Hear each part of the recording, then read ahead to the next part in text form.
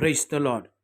இன்றைக்கான தியான வசனம் லூக்கா 5ஆம் அதிகாரம் வசனம் 4, 5. அவர் போதகம் பண்ணி முடித்த பின்பு சீமோனை நோக்கி, ஆழத்திலே தள்ளி கொண்டு போய் மீன் பிடிக்கும்படி உன் வலைகளை போடுங்கள் என்றார். 5வது வசனம். அதற்கு சீமோன், ஐயரே, முழுதும் நாங்கள் பிரயாசப்பட்டும் ஒன்றும் அகப்படவில்லை, ஆகிலும் உம்முடைய வார்த்தையின்படியே வலையை போடுகிறேன் என்றான். எனக்கு அன்பான கர்த்தருடைய பிள்ளைகளே, இயேசு கிறிஸ்து அவர் பிரசங்கம் செய்வதற்கு பேதுருடைய படகை பயன்படுத்தினார். அதே தேவனாகிய கர்த்தர் அவனை ஆசீர்வதிக்கும்படி, அவனுடைய தேவைகளை சந்திக்கும்படி பேதுருவை பார்த்து சொன்னார், ஆழத்திலே தள்ளி கொண்டு போய் மீன் பிடிக்கும்படி உங்கள் வலைகளை போடுங்கள் என்று சொல்லுகிறதை பார்க்கிறோம்.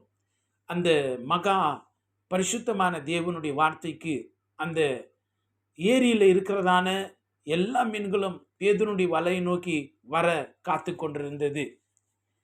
பேதுரு ஒரு மீன் பிடிக்கிறவனாய் இருந்தபடினாலே அவன் அதிலே வல்லவனாய் இருந்திருக்கிறான்.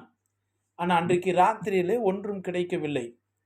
ஒருவேளை பேதுரு நினைச்சிருக்கலாம், இயேசுவானவர் ஒரு நல்ல பிரசங்கியார், ஆனால் இவருக்கு மீனை பிடிக்கிறத பற்றி தெரியுமா, எனக்கு ரொம்ப தெரியல என்று சொல்லி அவன் நினைத்திருக்கலாம். எனக்கு அன்பான கர்த்தருடைய பிள்ளைகளே, இந்த வசனத்தை நன்றாய் கவனித்தால் லூக்கா 5ஆம் அதிகாரம் 4வது வசனத்திலே சீமோனை நோக்கி இயேசு சொல்லுகிறதை கவனிக்கொண்டோம். ஆழத்திலே தள்ளி கொண்டு போய் மீன் பிடிக்கும்படி உங்கள் வலைகள் என்று சொல்லப்பட்டிருக்கிறதை கவனிக்க வேண்டும். ஒரு வலை அல்ல, பன்மையிலே சொல்லப்பட்டிருக்கிறது. வலைகளை 2-3 வலைகளை போடுங்க, எல்லா வலையிலும் மீன் வரும் என்று கர்த்தர் அங்கே சொல்லுகிறதை கவனிக்க வேண்டும். எனக்கு அன்பான கர்த்தருடைய பிள்ளைகளே, ஆனால் பேதுரு ஒரே ஒரு வலையை மட்டுமே போடுகிறார். அந்த வலை கிழிந்து போகத்தக்கதாய் அவ்வளோ பெரிய தன்னுடைய அந்த மீன்பிடி தொழிலினுடைய காலங்களிலே அதுவே ஒரு பெரிய மீன் பிடிப்பாக இருந்திருக்கும் என்று சொல்லி நாம் அறிந்து கொள்ள முடிகிறது. எனக்கு அன்பான கர்த்தருடைய பிள்ளைகளே, இங்கே தேவன் ஒரு பெரிய ஆசீர்வாதத்தை பேதுருக்கு கொடுக்கிறதை நாம் பார்க்கிறோம். ஆனால் அதை பெற்றுக்கொள்ளத்தக்க நிலைமையிலே பேதுரு இல்லை என்பதை இந்த வசனங்கள் காட்டுகிறதா இருக்கிறது. எனக்கு அன்பான கர்த்தருடைய பிள்ளைகளே, இன்றைக்கு நாமும் கூட நம்முடைய வாழ்விலே இவ்விதமாய் தேவன் கொடுக்கிற பெரிய ஒரு ஆசீர்வாதத்தையும் நன்மையும் நாம் ஒரு சிறிய விசுவாசத்தை கொண்டு கணக்கு போடுகிறதுனாலே தேவன் பெரிதாய் கொடுக்கிறவைகளை ஏற்றுக்கொள்ள மனநில்லாமல் இருக்கிறதை நாம் உணர வேண்டும். 2 ராஜாக்கள் 4ஆம் அதிகாரத்திலே 6வது வசனத்திலே ஒரு விதவை தன்னுடைய வீட்டிலே ஏதாவது கடைசியாக ஒன்றும் பாத்திரம் இருக்கிறதா, எண்ணெய் ஊற்ற வேண்டுமே என்று கேட்கிற பொழுது அப்படி பிள்ளையாண்டான் சொல்லுகிறான், இல்லை பாத்திரம் எதுவும் இல்லை என்று சொல்லுகிற பொழுது அதோடு அதை நின்று போகிறதை நாம் பார்க்கிறோம்.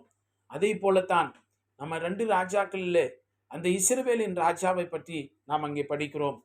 அவன் மற்ற சீரியரை முறியடிப்பதற்கு அந்த தீர்க்கதரிசி சொல்லுகிறதை போல அவன் 5-6 முறை அம்புகளை எய்கிறதை விட்டுவிட்டு அவன் 3 முறை அவனை எய்துகிறதை நாம் காண முடியும். எனக்கு அன்பான கர்த்தருடைய பிள்ளைகளே, இன்றைக்கு கர்த்தர் கொடுக்கிற ஆசீர்வாதங்களை பெற்றுக்கொள்ளத்தக்கதான அந்த தயக்கமில்லாத ஒரு மனநிலை அல்லது தயக்கமற்ற உறுதியான ஒரு விசுவாசம், கர்த்தர் என்னை அதிகமாய் ஆசீர்வதித்திருக்கிறார் என்று சொல்லுகிற அந்த மனப்பாங்கு நமக்கு வராமலே இருக்கிறதை நாம் உணர்ந்து கொள்ள வேண்டும். சங்கீத புஸ்தகத்தில் 78:41 வசனம் இவ்விதமாய் சொல்லுகிறதை நாம் தெரிந்து கொள்ள வேண்டும். அவர்கள் தேவனை பரீட்சை பார்த்து அவருடைய பரிசுத்தமான நாமத்தை மட்டுப்படுத்தினார்கள் என்று சொல்லப்பட்டிருக்கிறதை நாம் உணர்ந்து கொள்ள வேண்டும். அவர்கள் திரும்பி தேவனை பரீட்சை பார்த்து இஸ்ரவேலின் பரிசுத்தரை மட்டுப்படுத்தினார்களாம். எனக்கு அன்பான கர்த்தருடைய பிள்ளைகளே, உங்களுக்கு பெரிய பலன் காத்து கொண்டிருக்கிறது, பெரிய நன்மைகளை தேவன் வைத்திருக்கிறார். ஆனால் உங்களுடைய விசுவாசத்தை வெளிப்படுத்துங்கள். உங்களுடைய விசுவாசம் பெரிதாக இருக்கட்டும். தயக்கமான விசுவாசத்தோடு குறுகிய மனப்பான்மையோடு தேவனிடத்தில் வராதிருங்கள். நம்முடைய கர்த்தர் பெரியவர், பெரிய காரியங்களை செய்ய காத்து கொண்டிருக்கிறார். இந்த நாளிலும் கர்த்தர் உங்களை இந்த வார்த்தைகளை கொண்டு ஆசீர்வதித்து பலப்படுத்துவாராக. ஆமேன். God bless you.